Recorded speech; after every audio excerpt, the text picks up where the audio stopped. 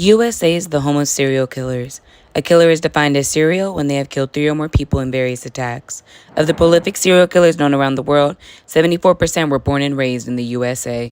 Welcome back, everybody, to Murder with Mo, the true crime podcast that covers serial killer cases in the USA. I'm your host, Mo, and I'm on the case today. So if you're a lover of true crime like myself, I'm sure you know that an astronomical amount of serial killers were active during the 1970s, 80s, and 90s even. The likes of Ted Bundy, the Green River Killer, the Night Stalker, Hillside Strangler, and Zodiac Killer. Not only do all five of these monsters have in common the love to commit murder, but their stomping grounds are actually similar too. They've all committed the majority of their murders on the west coast of America. From Washington down to California, they ran rampantly, terrorizing the residents of these states. There's a notorious serial killer, though, that's often associated with the northern part of California. One that left detectives, FBI agents, and the community, even America, unable to determine their identity for over 40 years. Can you guys take a guess of what case we're covering today? It's the evening of September 10th, 1975, and like many homes in the Visalia, California area, the Snelling household just finished eating dinner, cleaning the kitchen, putting their pajamas on, and getting ready for a good night's rest. Shortly after cutting out the lights and saying goodnight to one another, a masked intruder entered the house, creeped into the room of the 16-year-old Elizabeth, also known as Beth, and was pointing a gun directly at her. The intruder instructed Elizabeth that he was taking her with him to get up quietly, get dressed, and if she were to make a sound, he would actually kill her. The intruder made it to the backyard, dragging Beth at gunpoint when the commotion woke up her parents. Peeking through the window, Beth's father, Claude Snelling, was witnessing every parent's worst nightmare. Without a second thought, he took off out the door and after the intruder to rescue his daughter. I mean, what parent probably wouldn't do that? Noticing the charging father coming toward him, the intruder let off 2 rounds into the chest of Claude. Beth witnessed her father fall to the ground and die in that moment. The intruder knew he had to make a fast escape, but not before kicking Beth in the face 3 times. A moment that will never be forgotten. Herself and her father became the first known victims of the Golden State Killer. Now, while investigating the murder and attempted kidnapping at the Snelling residence, police made a startling discovery. The murder weapon was a Moroku 38 that had been stolen from another residence just 10 days prior. So, could the assailant in this crime be connected to the previous robbery? Detectives decided to test this theory. They decided to stake out the neighborhood, up their patrols, and keep a close eye on the houses they assume the attacker may strike next. Each house or where he was hitting at was literally within the same amount of details of each other. Now, it took some time, but 3 months after the attack on the Snelling house, their suspect was back at it again. Creeping through the bushes, he was moving from house to house, casing out what each house had before getting ready to ransack them. Unbeknownst to him, there was an officer tucked away watching his every move. When the attacker was finding the sweet spot of the house to enter into and make his move, the officer made himself known. As soon as the attacker realized he was made, he attempted to flee the scene. And the officer actually started in a foot pursuit after him, like, you're not about to get away from me this time. So during the foot chase, the attacker fired a shot at the officer that nearly missed his face, shattering the flashlight that he was using while he was running in the dark trying to chase after this guy. The momentum from the bullet was so strong that it actually knocked the officer off his balance and he fell to the ground. Fragments from the flashlight that broke from the impact of it hit him in the eye and the chase stopped. He was nearly blinded, you guys, because of that. And of course, needless to say, the prowler got away. Now, after this incident, the burglaries and attacks seemed to have stopped in the Visalia area. All was calm, and it was suspected that the run-in with the officer ran off the prowler and the neighborhood was safe again. Prowler had just moved on to a different area, just away from the one he was already in. One that was not flooded with heavy police force or people on the lookout for him. In June of 1976, the burglaries continued, but in the east area of Sacramento. It was the same MO. This guy stalked middle-class neighborhoods at night, but this time there was a slight change. He learned from his previous mistake of targeting houses that actually had men residing in them, and solely went after houses where only women were there. He ensured that they were living in one-story homes that were near open spaces that would provide a quick and easy escape for him.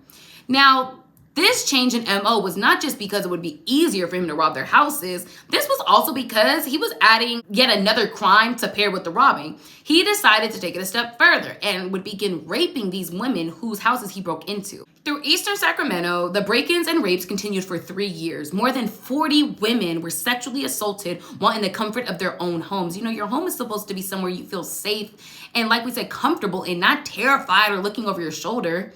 During this time, he earned the name of the East Area Rapist. Throughout the crimes he was committing against these women, brutally raping and terrorizing them, multiple women noted to authorities that he would spend hours inside of their homes. He would take breaks in between assaulting them to go warm up food out of their own fridge, out of the fridge of the woman he was assaulting, and eat it. Women also reported that he would have fits of crying, often uncontrollably sobbing to himself while he was taking breaks in between the assaults. Like, what are you crying for? You're attacking these women. What the hell? So the women also noted that following the attacks on them by the East Area Rapists, they were often taunted by hang-up phone calls. He would call some of his victims multiple times a week. He escalated from hanging up the phones as soon as they answered to telling them how he's watching their every move, that he could see them now and describe what they'd be wearing or what they were doing earlier in the week. Creeper. He continued to leave them in fear, even after brutally attacking them. Like, there was just, it was like he was sadistic in this way. Like, he was getting off on the fear he was instilling in them. So once he refined his break-in tactics and figured out a way to sadistically compromise the man of the household upon breaking in, he resorted back to targeting the houses that men also lived in, even like going as far as only targeting houses with couples. Upon breaking into a house, he would have the female victim tie up her male partner and place dishes on the man's back after she already bound him. He would go on to warn that if he heard the dishes fall or break, that he'd kill the woman first and then come back and kill the man afterward. It's needless to say that the people of the Sacramento area were petrified. All of the residents were out on high alert. I mean, they were upping the security in their houses, new security system, locks. Some even went as far as arming the house in order to protect themselves, if you know what I mean. So then, as the Sacramento area was entering into its fourth year of being terrorized in the beginning of 1979, the rapes, break-ins, murders, and attacks actually suddenly stopped. Weeks passed, then turned into months, and not a single break-in or rape matching the MO of the East Area Rapist occurred. So while the people of the surrounding area were overcome with joy that their nightmare had finally been over, authorities couldn't help but ask, well, where did he go then? Like, did he just up and leave like a puff of smoke? Little did they know, though, that the East Area Rapist, also known as the Golden State Killer, has just set his sights on new grounds to play on and moved to Southern California. By late 1979, the East Area Rapist became comfortable enough in his new setting to go out and start terrorizing those that lived in the Southern California area. Now, this time he escalated in his tactics once again. After every break-in he committed, he would rape the woman of the household, and 9 times out of 10, he would go on to murder. He murdered everybody that was in the house. Sicko. Between 1979 and 1986, the Golden State Killer murdered a total of 10 people in Ventura and Orange County, as well as Santa Barbara. So the police were having no luck in trying to figure out who in the hell was doing these murders. And with no luck figuring out who it is, they had no idea about how to actually stop the attacks from happening. All they had to go off of was the attacker looked like a young white male who maybe wore a size 9 shoe, stood about 5 feet 9 inches, and wore a ski mask and gloves during all the attacks and rapes.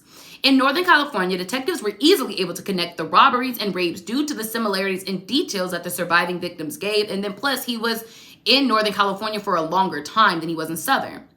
Now, Southern California authorities were not having as much luck. They weren't connecting that the crimes that were happening in different counties and jurisdictions were linked to one specific killer.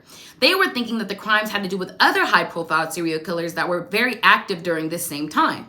It wasn't until more killings happened and they had DNA evidence to actually compare to one another that they were able to see the similarities in MO and the DNA matched from the Northern California attacks and attributed them to being the same criminal that just moved to a new hunting ground. There was almost no luck in finding new leads for whoever the Golden State Killer actually was. Years turned into decades and they were running out of options. So in June of 2016, a total of 40 entire years after the first known attack of the Golden State Killer, the FBI and the Sacramento County DA's office offered a $50,000 reward for help in the investigation. They welcomed any tips leading to the arrest or identification of the Golden State Killer. Now, what busted this case wide open for detectives was actually advancements in DNA analysis and testing. New forensic sophistication has came out over the course of the 40 years detectives have been trying to find this killer. In 2017, with the new development of DNA testing, they were able to make a genetic profile of the Golden State Killer, which in turn led to his identification in the upcoming years. This genetic profile was put into a genealogy database that had a hit. This database found a link between the Golden State Killer and a family member that they have. And from launching a deep dive into the potential family members that could have matched the times, living in the area, and the link in the genealogy database running with the FBI serial killer profile previously made, all fingers pointed to Joseph James DeAngelo. Now, detectives took a DNA sample from DeAngelo to match the DNA previously left from other rapes and crime scenes. DNA evidence does not, everybody, will not, does not, cannot ever lie. It was a perfect match. After 40 years, authorities have finally identified the Golden State Killer and East Area Rapist. On April 24th, 2018, 72-year-old Joseph DeAngelo was arrested. Joseph James DeAngelo was born in Bath, New York on November 8th of 1945. He would spend some of his childhood in the Sacramento area and served in the Vietnam War and studied criminal justice at California State University, Sacramento.